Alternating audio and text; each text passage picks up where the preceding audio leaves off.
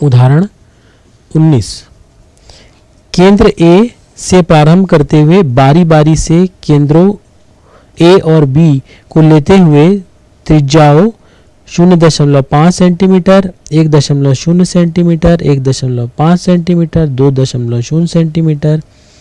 अनंत तक वाले उत्तरोत्तर अर्धवृत्तों को खींचकर एक सर्पिल स्पाइरल आकृति बनाई गई है। 13 क्रमगत अर्धवृत्तों से बने इस सर्पिल की कुल लंबाई कितनी है, जहां पाई का मान 22/7 लीजिए। हल। हम जानते हैं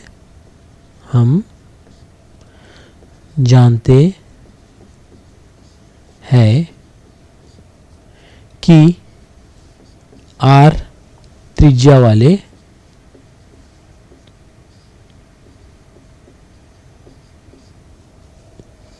अर्धवृत्त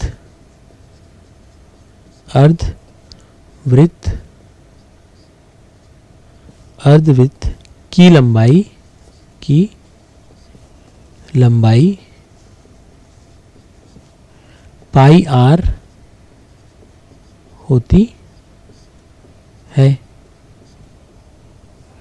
इसलिए 13 क्रमगत अर्धवृत्तों से बने सर्पिल की कुल लंबाई होगी पाई 0.5 धन पाई गुणा कोष्टक में 1.0 धन पाई कोष्टक में 1.5 धन पाई कोष्टक में 2.0 धन अंत में पाई 6.5 कोष्टक में बराबर पाई 0.5 को हम उभयनिष्ठ ले लेंगे तो हमें कोष्टक के अंदर प्राप्त होगी संख्या 1 धन 2 धन 3 इसी तरह से अंत में धन 13 कोष्टक बंद बराबर पाई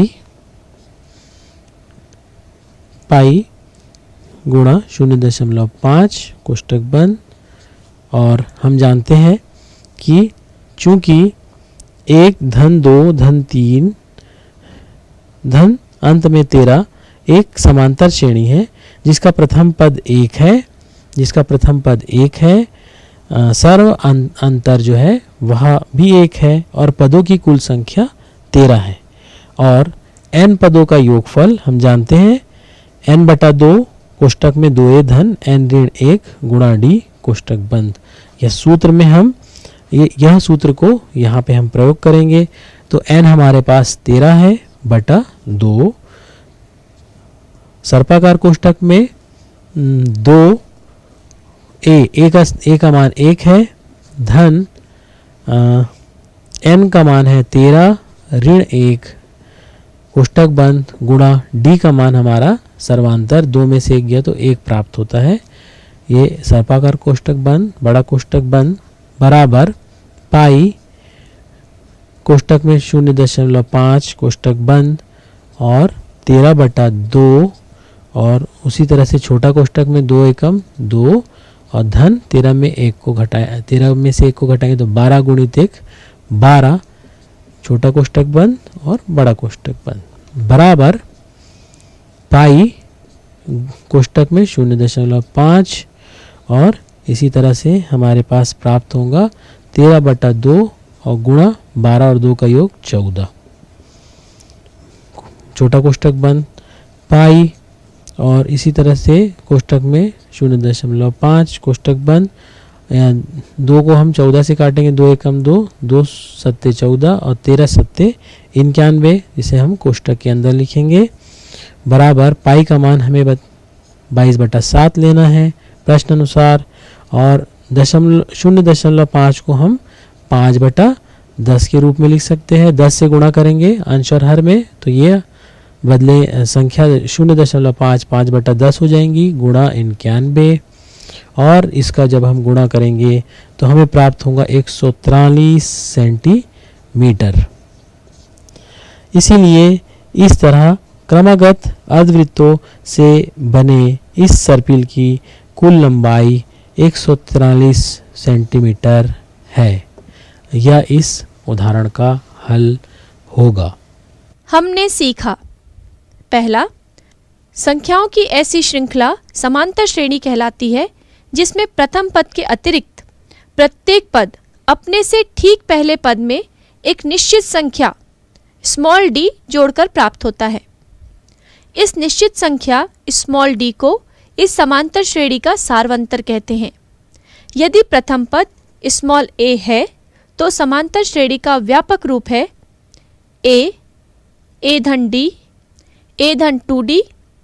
a धन 3d और इसी प्रकार आगे। दूसरा, संख्याओं की एक दी गई श्रृंखला a1,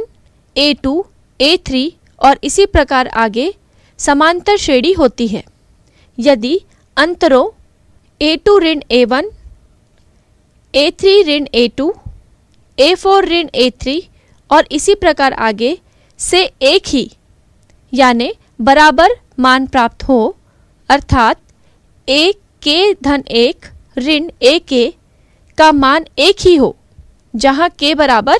1, 2, 3 और इसी प्रकार आगे। तीसरा, समांतर श्रेणी का प्रथम पद a और सारवांतर d हो तो इस समांतर श्रेणी का nवां पद होगा an बराबर a धन कोष्टक में n ऋण 1 गुणित d। इस nवें पद को ही समांतर श्रेणी का व्यापक पद जनरल टर्म कहते हैं। चौथा, यदि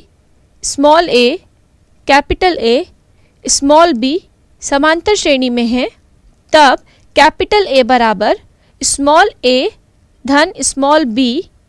पूरे के बटे 2 और कैपिटल A स्मॉल a तथा स्मॉल b का समांतर माध्य कहलाता है।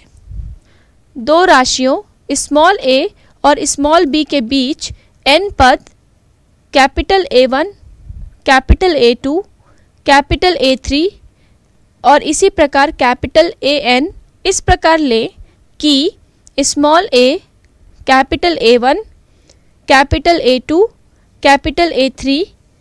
और इसी प्रकार कैपिटल AN स्मॉल b समांतर श्रेणी में हो तो श्रेणी का प्रथम पद स्मॉल a, अंतिम पद स्मॉल b और पदों की संख्या n+2 होगी। छठवां, किसी समांतर श्रेणी के प्रथम n पदों का योग Sn निम्नलिखित सूत्र द्वारा प्राप्त होता है। पहला, Sn बराबर n/2 बड़े कोष्टक में 2 गुणित a धन छोटा कोष्टक n ऋण 1 गुणित d बड़ा कोष्टक बंद। दूसरा, Sn बराबर n/2 बड़े कोष्टक में a धन l बड़ा कोष्टक बंद, जहां समांतर श्रेणी का प्रथम पद a, सारवांतर d, पदों की संख्या n और अंतिम पद l है।